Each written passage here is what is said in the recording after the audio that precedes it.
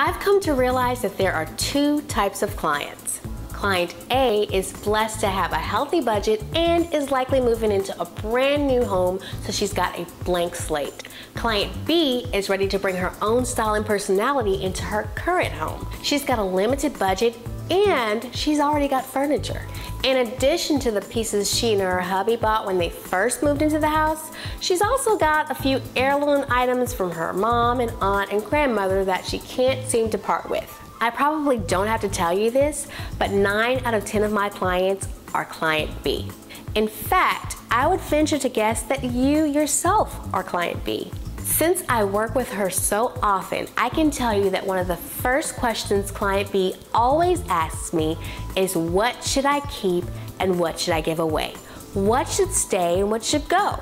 Today, I'm going to show you which items are worth keeping as you begin to develop your decorating plan. Now, I'm not naive. I know that deciding to part with something is much easier said than done, especially if it's something that's been in your family for years. But as you embark on this quest to create a stylish home you love, you have to be willing to make some tough decisions.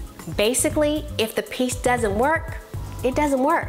Don't force it for the sake of saving hurt feelings. The good news is, if you know what to look for, what you thought didn't work might actually work in your plan moving forward. You see, starting a decorating plan doesn't mean that you need to have a blank slate. So how do you know what you should keep? I'm going to share questions you should ask yourself as you're assessing your pieces.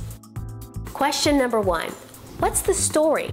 Does the piece have important sentimental value to you? In some cases, if the piece has enough history and it evokes positive feelings and emotions, then it might be worth keeping it around. I'm careful to say positive feelings because you only want to bring in and keep things in your home that make you feel good. Remember, your home is your haven, your respite, your place of rejuvenation and elation. So don't keep anything in your home that makes you feel bad or gives you a negative vibe or negative memories.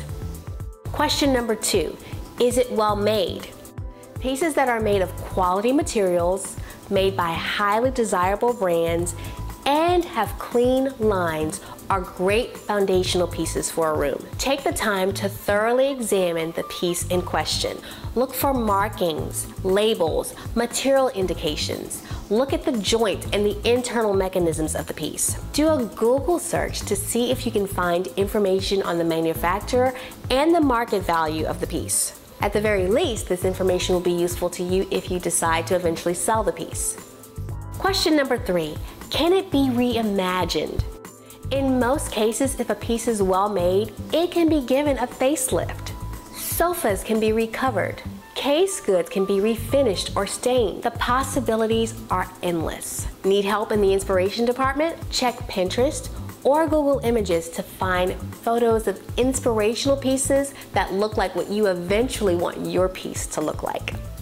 Question number 4, how much will reimagining this piece cost? Take your inspiration photos to a local tradesman and ask for a quote for how much it will cost to have your piece redone. Or if you're a DIYer, you can do the piece yourself. Compare the cost of having the piece refinished or the cost of the materials and your time if you're going to do it yourself, and figure out if the face value of the item and what you're going to need to invest in it to bring it up to par is one that you can handle. This comparison will help you determine whether it's worth keeping the piece or buying a brand new one. I hope these steps help you look at the items in your home with a fresh eye, and I hope that you're able to use them to determine what should stay and what should go as you're creating a stylish space that you love. For more styling tips and design resources, visit my website, www.inspiredtostyle.com. And remember, sharing is caring, so share these tips on your favorite social media site.